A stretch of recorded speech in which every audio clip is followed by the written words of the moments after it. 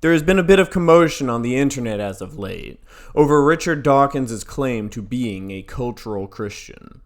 A couple days ago, Carl Benjamin, also known online as Sargon of Akkad, published a video essay in which he essentially blames Dawkins, along with the rest of the new atheists, for the rise of the leftist ideology of so-called social justice, as well as the increasing intrusion of Islam into Britain. The new atheists, with their dogmatic insistence on reason and science, cleared the path for the rational restructuring of society along gender, sex, and racial lines, what we now call woke ideology. Carl, there is nothing rational about the restructuring of society along gender, sex, and racial lines. You do not seem to realize that you do our common enemies a great service when you affirm their pretenses pertaining to the supposed rationality of their beliefs.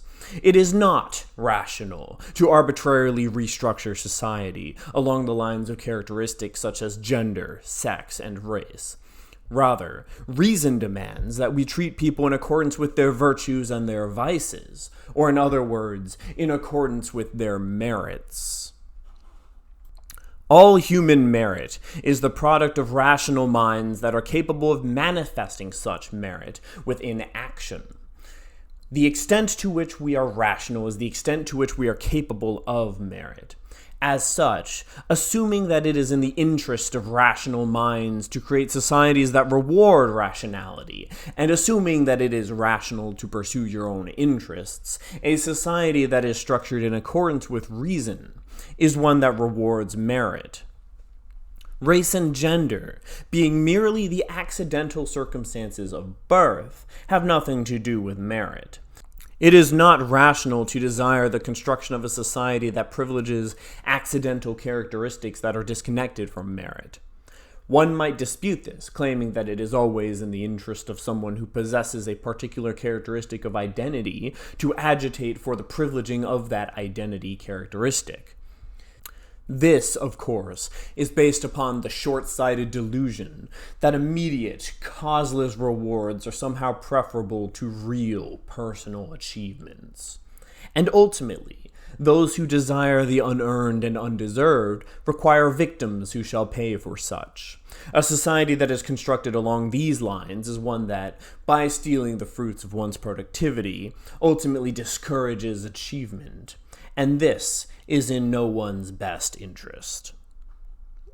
Now, with regards to Dawkins' statement, what is Christianity without the belief in the resurrection of Christ? Why possess a cultural affinity for the trappings of Christianity without a belief in its central tenets? While Dawkins' concern about the rising Muslim population in Britain is understandable, as Islam is not a decent religion, what both you and Dawkins seem to be missing is that neither is Christianity. There is nothing moral about the worship of a cosmic dictator who is so petulant and insecure as to demand worship on pain of eternal torment. This holds true regardless as to whether it is Christianity or Islam that preaches it. This makes it all the more ludicrous when you say this. I wonder if Dawkins ever wonders if, in fact, he did the right thing. He may not believe that Christianity is true, whatever that is supposed to mean when dealing with matters of faith, but perhaps the pleasant untruth had virtues that were not immediately obvious, and killing off the ailing religion was perhaps a mistake. Dawkins objected to the proliferation and promotion of Islam across London, which he obviously abhors, not just as an atheist, but as he said, as a cultural Christian. That is, as someone who grew up in the warm embrace of a people maintained by this loving religion that provided him with the emotional security he viciously attacked later in his life. The Bible teaches that it is the lot of the slave to obey their master, the lot of the subject to obey their lord, and that it is the lot of mankind to serve a cosmic tyrant. Is this that which you consider to be loving? Were all the genocides of the Old Testament, where countless men, women, and children were slaughtered and enslaved, examples of God's love? In what way is it loving to condemn a soul to eternal torment merely for refusing worship. You speak of the supposedly loving nature of this religion, but I see no true love in it at all. The love spoken of in John 3:16 is nothing but the lip service that an abuser gives to love after having battered his spouse.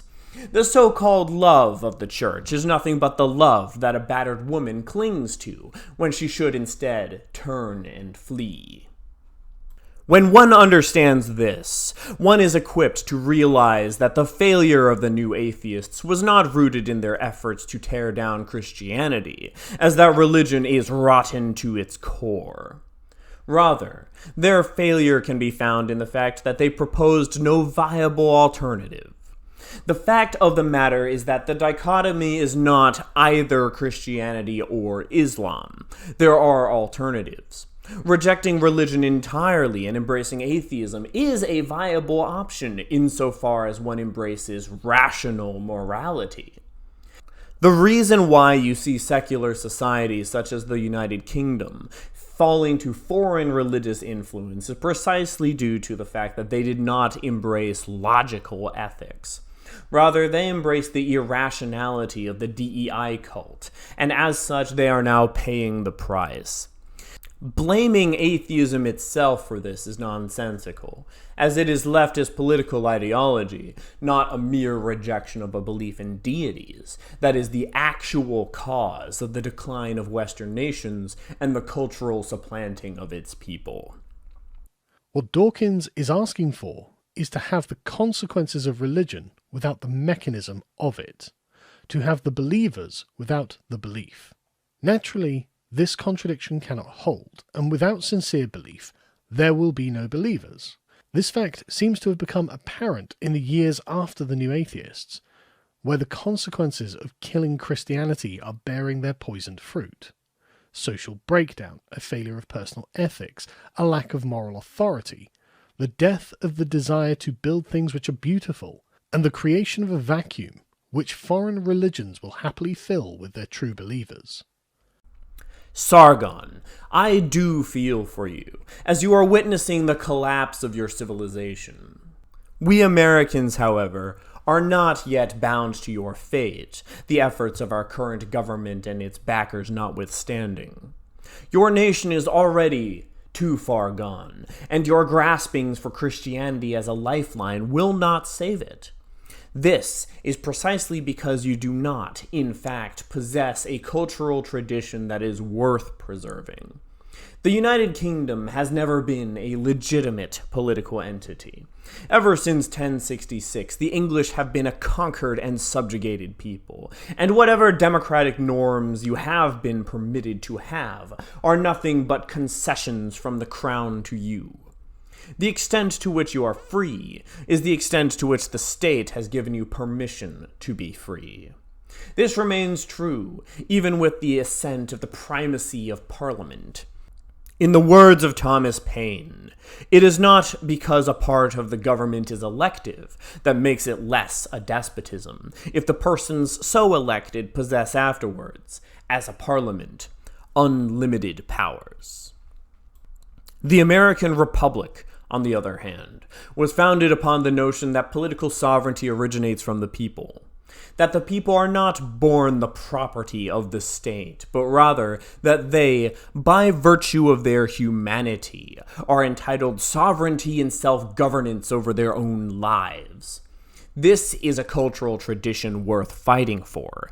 It is one that does not come from religion, is not rooted within religion, and cannot be rationally justified by religion. You understand what ails modern society, yet you prescribe a poison as its cure. We are indeed in an age of moral crisis, but that which ails the West shall not be averted by a return to a supposed morality that is not so.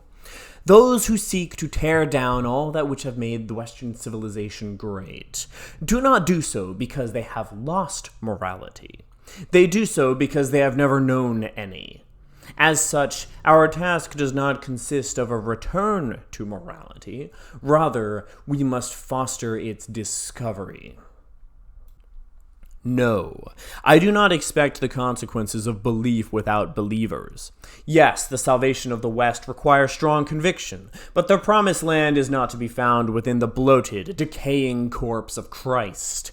Rather, what is required is a rebirth of republican virtue. Neither Christianity, nor Islam, nor any form of nihilism are worth living for, fighting for, or dying for.